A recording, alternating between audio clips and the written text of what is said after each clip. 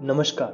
स्वागत है आज की कहानी में। यह कहानी आपको जीवन का बहुत बड़ा पाठ समझा देगी। एक बार एक जादूगर राजा को खुश कर बड़ा इनाम पाने के लालच में उसके दरबार में जा पहुंचा। राजा ने भी खुश होते हुए उसे अपनी प्रतिभा दिखाने का मौका दिया। अब इस जादूगर ने सोचा कि यहाँ वहाँ की जादूगरी दिखाने का क्या फायदा। शुरुआत राजा पर ही कोई जादू करके क्यों न करी जाए। बस देखते ही देखते उसने राजा का मुकुट गायब कर दिया। परंतु दुर्भाग्य से राजा ने इसे अपनी बेइज्जती समझा और इसका परिणाम यह हुआ कि राजा ने उस जादूगर को न सिर्फ कैद कर लिया बल्कि 7 दिन बाद उसे मृत्युदंड देने का सजा का ऐलान कर दिया। जादूगर अब बुरा फंस चुका था। उसे जादू दिखाना ही भारी पड़ गया। खैर, उधर उड़ती हुई खबर जैसे ही उसकी पत्नी के पास पहुंची, वह रोती बिलखती दौड़ी चली आई। आश्चर्य यह कि जादूगर के चेहरे पर कोई शिकन नहीं थी, कोई टेंशन नहीं थी। पत्नी को यह देखकर और भी झटका लगा। उसने रोते हुए इसका कारण पूछा। जादूगर ने कहा, अब भी मृत्युदंड में पूरे 6 दिन बाकी है। इसमें बहुत कुछ हो सकता है। उस बाबत सोचकर आज का दिन व्यर्थ क्यों गंवाना। पत्नी की समझ में कुछ नहीं आया। उसे लगा कि शायद मौत को सामने देखकर उसका पति पगला गया है। मुलाकात का समय समाप्त हुआ और उसकी पत्नी रोती हुई घर वापस लौट गई। फिर तो अगले 5 दिन ऐसा ही सिलसिला चलता रहा। पत्नी रोती बिलखती मिलने आती और जादूगर का शांत चेहरा देखकर वापस चली जाती। और ये करते करते मृत्युदंड का दिन भी आ गया। जादूगर के चेहरे पर अब कोई शिकन नहीं थी। उधर उसी दिन राजा घोड़े पर सवार होकर जादूगर से मिलने आया। राजा के घोड़े को देखकर जादूगर को एक चाल सूझी। वह तुरंत उदासी ओढ़े रोना शुरू हो गया।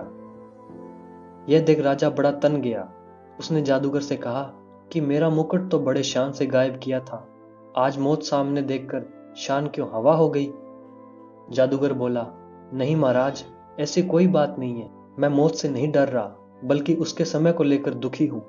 दरअसल पिछले 2 वर्षों में मैंने अपने घोड़े को उड़ना सिखाने में लगा हुआ था और अब ज्यादा से ज्यादा 1 वर्ष में मैं उसे उड़ना सिखा भी देता, लेकिन अफसोस अब मेरे पास वह 1 वर्ष भी नहीं रहा।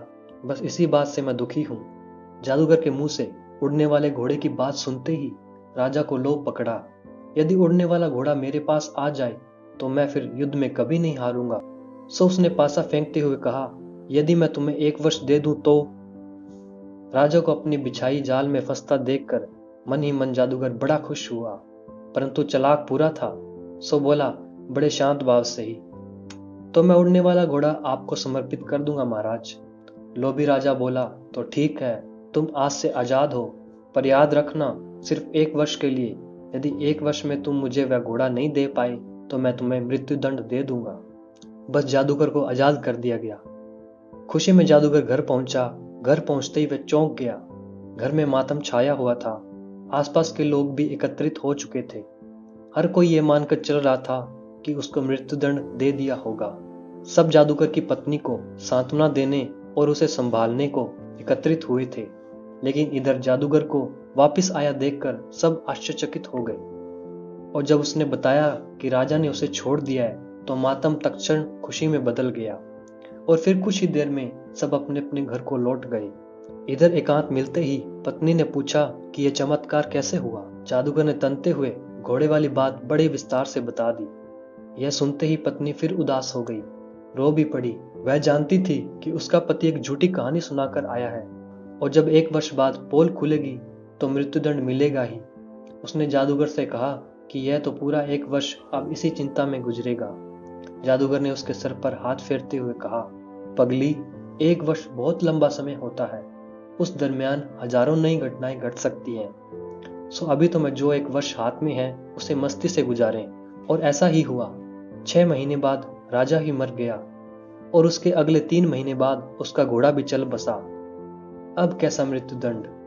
अब जादूगर पूरा आजाद था। उसे कोई कुछ कहने वाला नहीं था।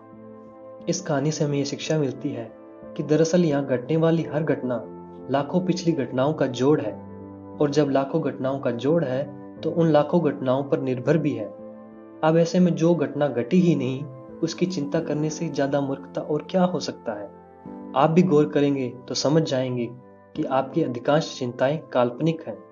आप ज्यादातर असल चिंताओं के बजाय सोच सोच कर पैदा की हुई चिंताओं में ही अपना जीवन गंवा देते हैं।